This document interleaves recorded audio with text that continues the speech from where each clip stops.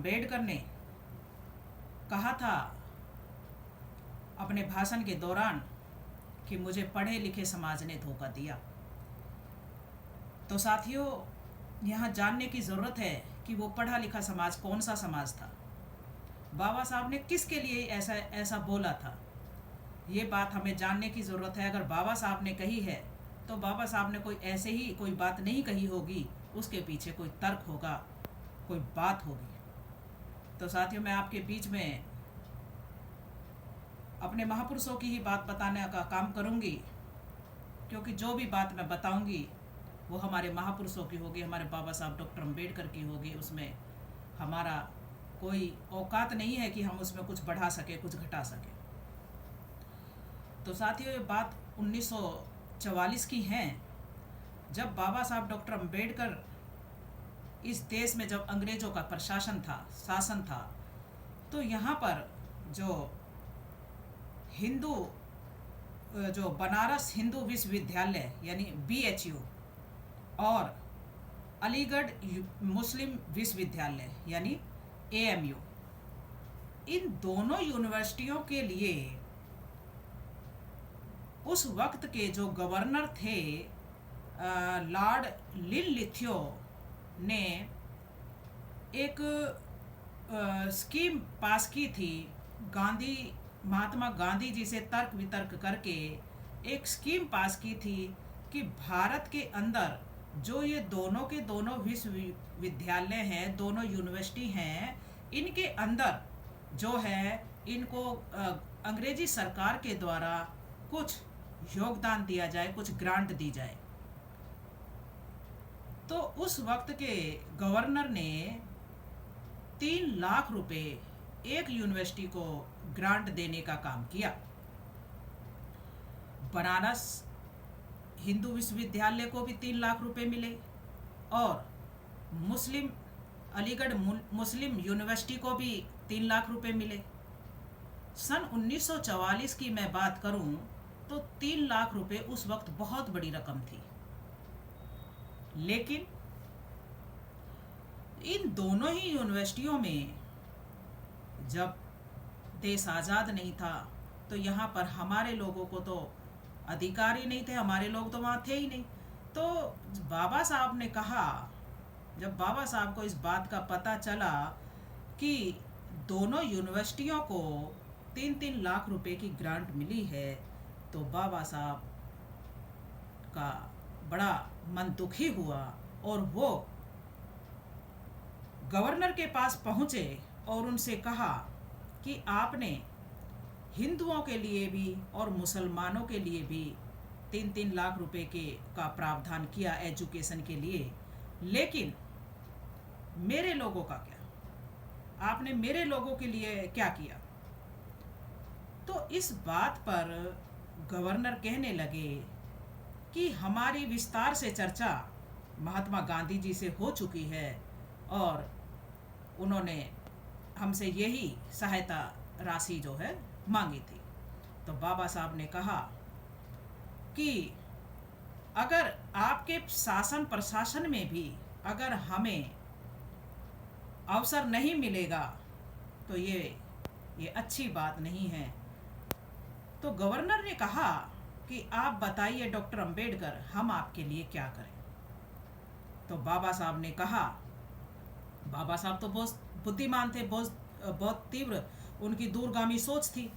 तो उन्होंने कहा कि आप एक प्रस्ताव पास करें जिसके तहत हमारे समाज के अछूत बच्चों को विदेश में हायर एजुकेशन के लिए भेजा जाए।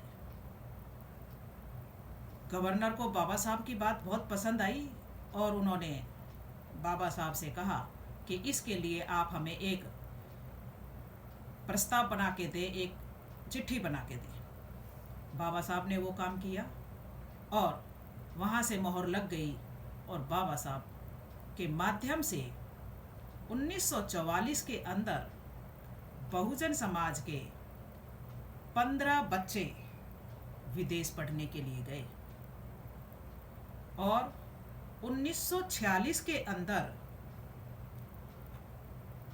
16 बच्चे गए। जब बाबा साहब का गवर्नर लिन लिथियो से बात हो रही थी तो बाबा साहब ने कहा था कि आज मैं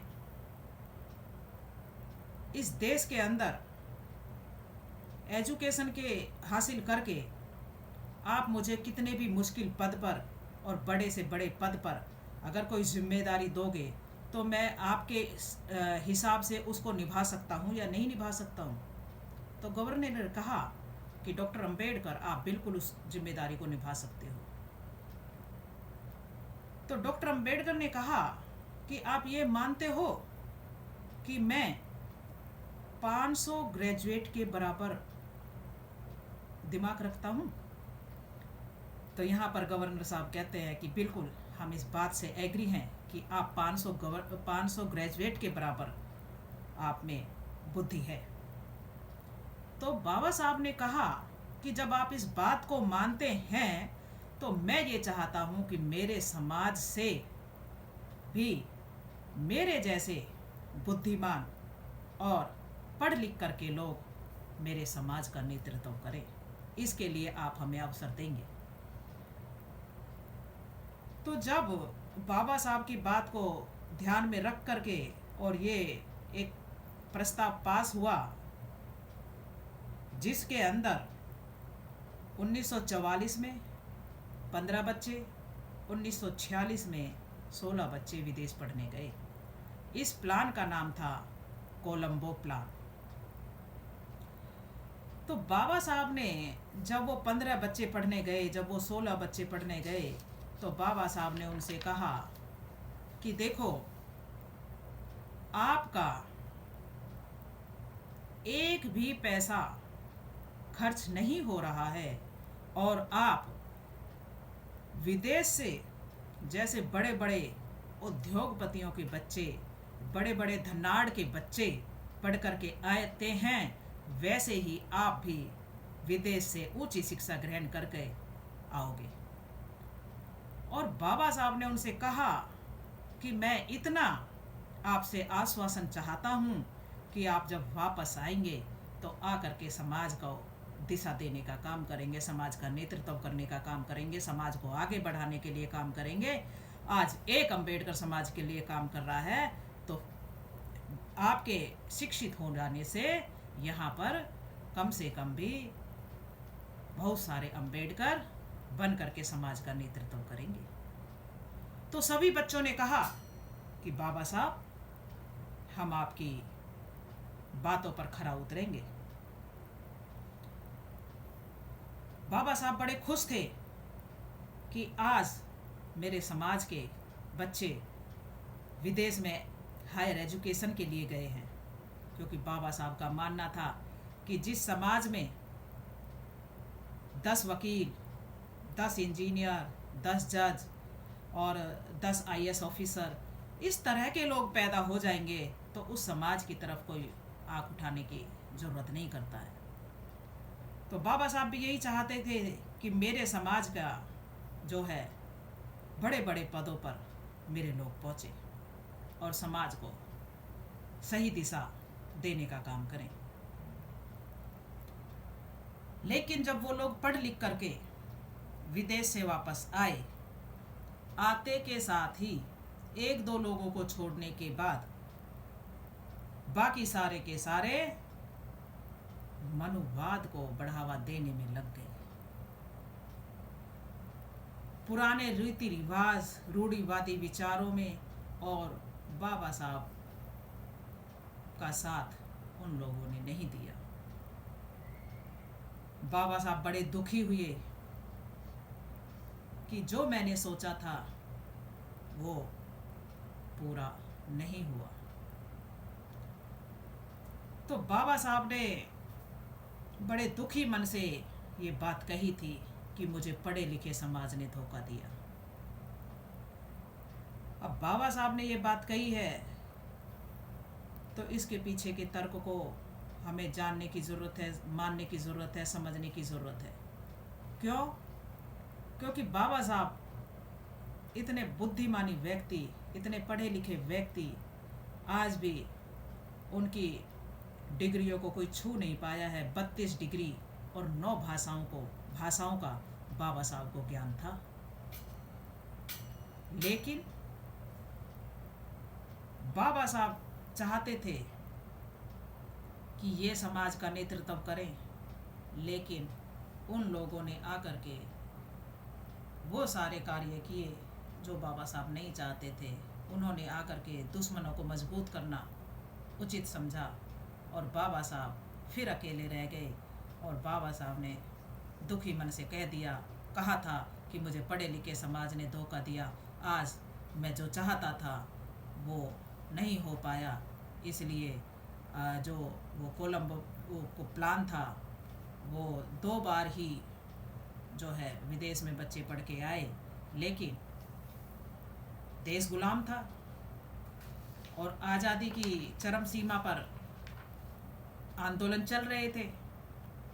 तो हमारे देश के अंदर जो आज़ादी की मांग रहे थे, उस वक्त कांग्रेस पार्टी